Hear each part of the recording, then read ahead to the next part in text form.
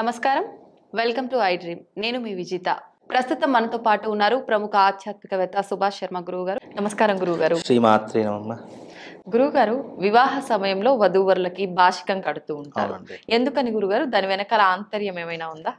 తప్పకుండా తెలియజేస్తానమ్మా. ముందుగా ప్రేక్షకులందరికీ శ్రీమాత్రే నమః, శ్రీ గురుభ్యో నమః. నమో దేవ్యై మహాదేవ్యై శివాయై సతతం నమః. నమ ప్రకృత్యై భద్రాయై నిహతాం ప్రణతాస్మిత. వివాహం అనేటటువంటిది హిందూ ధర్మంలో ఒక గొప్పనైనటువంటి పండగ. జీవితంలో వివాహంలో చేసే ఒక్కొక్క ఘట్టానికి ఒక్కొక్క విధానాన్ని మన సనాతన ధర్మం తెలియజేసింది.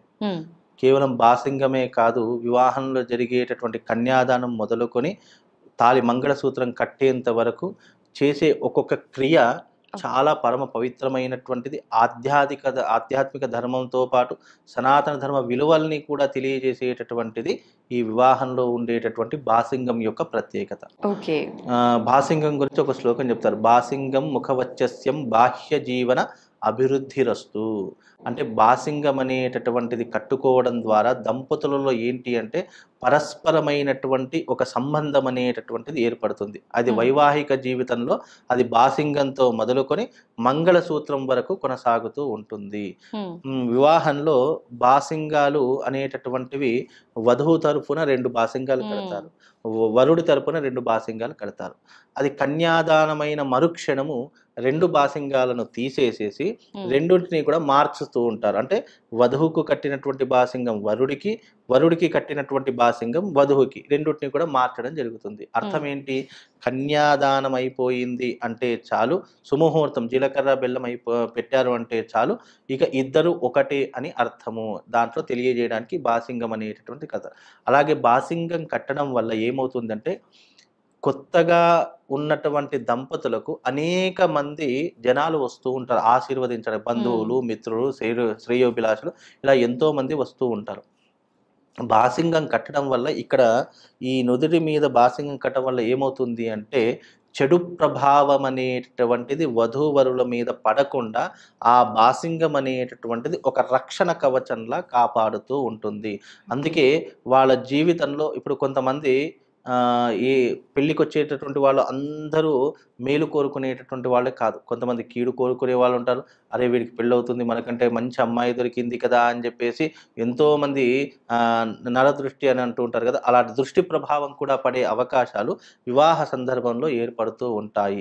అదే రకంగా ఒక శుభకార్యం చేసేటప్పుడు ఎన్నో రకములైనటువంటి ఆటంకాలు వస్తూ ఉంటాయి. అలాంటి ఇబ్బందులు రాకుండా, ఆటంకాలు రాకుండా జీవితం అనేటటువంటిది ఏదైతే ఉందో అది అభివృద్ధిలోకి చెందాలి అని చెప్పేసి బాసింగాన్ని కడుతూ ఉంటారు. వేద ప్రమాణంలో బాసింగం ముఖవచ్చస్యం బాహ్య జీవన అభివృద్ధిరస్తు. బాసింగం కడితేనే పెళ్లికి నువ్వు అర్హుడివి అని అర్థము. ఒక వివాహంలో బాసింగం లేకపోతే అది రాక్షస వివాహము అని చెప్పడం జరిగింది సనాతన ధర్మంలో.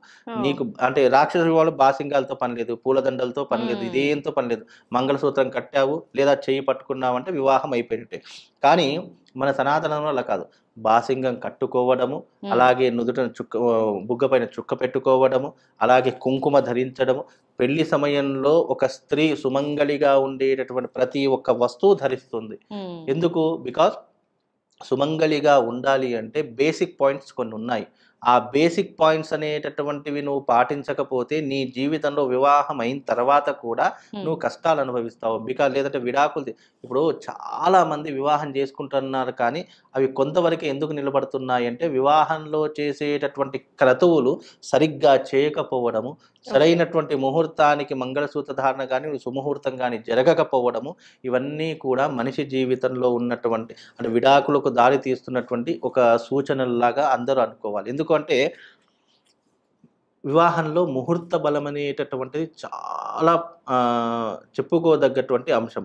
ఒక ముహూర్తం తీసాము అంటే ఆ ముహూర్తంలో సుముహూర్తం జరగవలసిందే. సుముహూర్తం మీన్స్ అంటే అర్థం ఏంటి? జీలకర్ర బెల్లం పెట్టుకోవడానికి సుముహూర్తం అంటారు. మనము ఒక 11:20 నిమిషాలకు సుముహూర్తం వెళ్ళింది, అభిజిత్ లగ్నంలో వెళ్ళింది, ఆ అభిజిత్ లగ్నానికి సుముహూర్తం జరగాలి. లేకపోతే వాళ్ళు జీవితంలో ఒక అదృష్ట యోగం అనేటటువంటిది మిస్ అయిపోయి దురదృష్ట యోగంలో సుముహూర్తం చేసుకోవడం వల్ల ప్రతి చిన్న విషయానికి గొడవలు కావడము, లేదు అంటే వాళ్ళ మైండ్ సెట్‌లో ఏదో రకమైనటువంటి మనస్పర్ధలు ఏర్పడడము. అంటే పెళ్ళైనప్పుడు బాగానే ఉంటారు. ఒక 10 రోజులు బాగుంటారు. 20 రోజులు బాగుంటారు. కొంతమంది సంవత్సరాంతం వరకు ఇక సంవత్సరం అయింది అంటే చాలు అనేక రకమైన ఇబ్బందులు. దానికి వాళ్ళ జీవితంలో ఏం చేయాలో అర్థం కాదు. జాతకాలు చూయిస్తారు. లేదు అనంటే అయ్యో! మా కోడలు సరిగ్గా లేదండి. చెప్పిన మాట వినడం లేదు. పెళ్ళైన సంవత్సరం వరకు 10 రోజుల వరకు బాగానే ఉంది. సడెన్‌గా మారిపోయారండి. అంటే ముహూర్త బలం అనేటటువంటిది ఒక మనిషిని ఆయుష్‌ని పెంచుతుంది, అదృష్టాన్ని పెంచుతుంది. జీవితంలో వాళ్ళకంటూ ఒక సుఖ సంసారాన్ని ఏర్పరిచేటటువంటిది ముహూర్తం. అందుకే సరైనటువంటి ముహూర్తానికి మనకు పెళ్లి జరగాలని వేదమూర్తులు, బ్రాహ్మణులు నిర్ణయించినటువంటి ముహూర్తం అంత బలమైనటువంటిది. ఓకే. అలాగే బాసింగం అనేటటువంటిది మీరన్నట్టుగా బాసింగం కట్టుకోవడం వల్ల వాళ్ళిద్దరికీ కూడా నరదృష్టి పడకుండా, చెడు ప్రభావం అనేటటువంటిది వాళ్ళ మీద పడకుండా, వాళ్ళని చూసే దృష్టి కూడా సన్మార్గంలో ఉంటుంది. ఇప్పుడు మామూలుగా మనం నడుచుకుంటూ వెళ్ళేటప్పుడు ఎవరి దృష్టి స్త్రీ మీద ఎలా ఉంటుందో తెలీదు. కానీ అదే బాసింగం కట్టుకుంటుంది అంటే ఆ స్త్రీమూర్తిని గౌరవిస్తూ ఉంటారు. అదే వివాహానికి వెళుతుంది అని చెప్పేసి ఆ సాక్షి భూతంలా ఉంటూ ఉంటారు. ఇలా ఎన్నో రకాలైనటువంటి చెడు ప్రభావం అమ్మాయి మీద పడకుండా బాసింగాన్ని కడుతుంటారు. బాసింగం కట్టడం వల్ల బాహ్య జీవన అభివృద్ధి రస్తు. వాళ్ళ జీవితంలో అభివృద్ధి అనేటటువంటిది కొనసాగుతూ ఉంటుంది.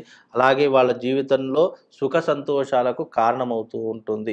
బాసింగాలు మార్చగానే ఇక వాళ్ళ యొక్క ప్రయాణం అనేటటువంటి ఇద్దరు ఒకటే, విడివిడిగా కాదు అని తెలియజేయడానికి బాసింగాలు కట్టడం ద్వారా ఆ బాసింగాలు ఇంకొకటి ఏంటంటే గృహదేవుడికి అంటే ఇంటి దేవుడికి గుర్తుగా కూడా బాసింగాలు కడుతూ ఉంటారు.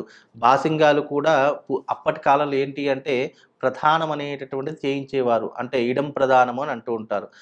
విడం ప్రధానం అంటే అర్థం ఏంటి అంటే పెళ్లి కూతురి ఇంటి దగ్గర ఒకరోజు ముందు రాత్రి సమయంలో వెళ్ళేసి కొత్త ఆభరణాలను, అలాగే బాసింగాలను, తాను కట్టుకోబోయేటటువంటి వధూవరుల యొక్క బట్టలను, ఆ 3 వస్తువులను తీసుకొని వచ్చి పందిరి కింద కూర్చొని ఉండి, అందులో పందిరి కింద బాసింగాలకు, ఆభరణాలకు, వస్త్రాలకు అన్నిటికీ కూడా పూజ చేసిన తర్వాత వాటిని ధరించేటటువంటి సాంప్రదాయం ఉండేటటువంటిది. ఇప్పటికీ కూడా ఉంది. కానీ కొంతమంది ఆచరిస్తున్నారు. కొంతమంది ఆచరించడం లేదు.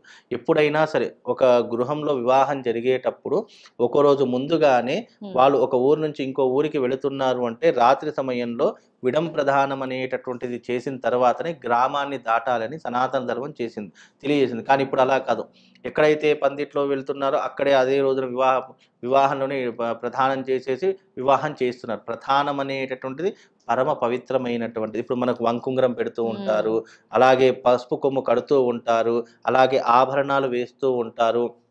మనకు చీర చేతిలో ఇస్తుండే అంటే రేపు తలంబ్రాలకు కట్టబోయేటటువంటి చీర ఒకరోజు ముందుగానే ఇస్తుండే. ఇవన్నీ ఏంటంటే వివాహం అనేటటువంటి ఘట్టంలో ఇవన్నీ కూడా సనాతన ధర్మం ఏర్పరిచినటువంటి సాంప్రదాయాలు.